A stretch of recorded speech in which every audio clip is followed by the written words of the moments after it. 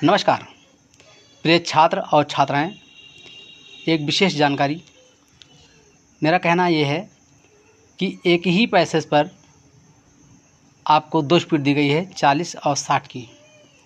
तो पहले पैसेज की होमवर्क करें और व्हाट्सएप के माध्यम से जांच कराएं। फिर उसकी 10 बार प्रैक्टिस करने के बाद आप 40 की स्पीड को मेंटेन करें, फिर 60 की स्पीड करें और इसी प्रकार आगे बढ़ते रहें। धन्यवाद। Ready, start. श्रीयुत सुभाष चंद्र बोस भारतीय स्वतंत्रता संग्राम के एक महान नेता रहे हैं। उन्होंने अपनी आश्चर्यजनक वीरता से संसार में भारत का मस्तक ऊंचा उठाया है। उपर्युक्त शब्दों को कहते हुए श्री स्वामी रामानंद तीर्थ ने श्री नेताजी के जन्म दिवस पर भाषण प्रारंभ किया। आगे आपने कहा कि नेताजी ने श्रीमती लक्ष्मीबाई जैसी महिलाओं में स्वतंत्रता की जो भावना भरी थी, उसी का यह परिणाम है कि आज अखिल भारतीय महिला संगठन बन रहे हैं। ये हमारा दुर्भाग्य ही है कि हमारे देशवासी नेताजी के मार्ग को अभी पूरी तरह समझे नहीं हैं।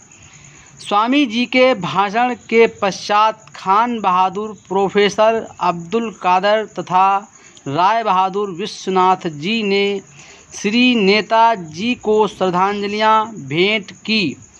अंत में सभानेत्री श्रीमती सरला देवी ने अपने अध्यक्षीय भाषण में सबको नेताजी के ध्येयों को अपनाने पर जोर देते हुए कहा कि नेताजी के जीवन से हमें सदा प्रेरणा मिलेगी, बशर्ते कि हम उनके बताए हुए मार्ग पर चलें।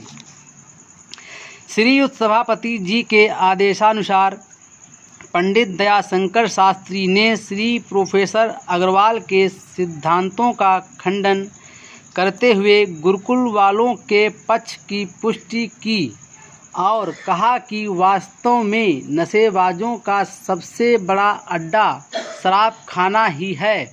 यदि आप नशेबाजी को देश से दूर करना चाहते हैं तो सबसे पहले यह आवश्यक है कि आप इन शराब खानों को तोड़ दें, क्योंकि इसी विषय को खान बहादुर हबीबुल हसन ने भी आपके सामने रखा था।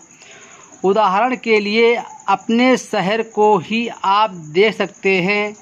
यहाँ एक छोटा सा कारखाना है और थोड़े से मज़दूर हैं। यही मज़दूर परिश्रम से कमाए हुए अपने पैसे को नित्य शराब पीकर व्यर्थ में नष्ट किया करते हैं तथा नशे में आने पर आपस में लठबाजी किया करते हैं। इसी प्रकार नशेबाजी के कारण हमारा देश दिनों दिन अवनति के पथ पर अग्रसर हो रहा है। हम सब मिलकर इस पतन को रोक सकते हैं। प्रांतीय काउंसिल में बजट पेश करते हुए श्री गोपाल सिंह जी ने कहा कि इस समय सबसे अधिक आवश्यकता इस बात की है कि शहर शहर, गांव-गांव में केवल विद्या का ही प्रचार न किया जाए, अपितु शिल्प विद्यालय स्थापित किए जाएं, जहां बालक और बालकों को ऐसे काम सिखाए जाएं जिससे वो पैसा पैदा कर सकें। भारतवर्ष में एक कॉलेज और यूनिवर्सिटी नहीं है जहां हर एक प्रकार की शिक्षा दी जाती है, किंतु शिक्षा पाने के बाद यह दुर्लभ हो जाता है कि लोग पैसा कमाकर अपने और अपने बाल बच्चों का पालन पोषण कर सकें। इससे यह विदित है कि बहुत सा धन और समय इस पर नष्ट होता है। यदि कम समय में हम सब में 3 लाख रुपये यूनिवर्सिटी उनको कर्जे से कम कर दिया जाए और ऐसे स्कूलों में लगा दिया जाए जिसमें कोई उद्यम सिखलाया जाता है तो हमारे देश की बेकारी अवश्य दूर हो सकती है। श्री मुखर्जी और श्रीमती दुर्गा देवी ने श्री गोपाल सिंह जी के रेजोल्यूशन का समर्थन करते हुए कहा कि 3 लाख की रकम ऐसे काम के लिए कम है। यदि 50,000 रुपये की रकम और बढ़ा दिया जाए तो यहाँ 3 लाख के बजाय 3,50,000 रुपया कर दिया जाए तो ऐसे काम में सफलता प्राप्त हो सकती है। Full stop.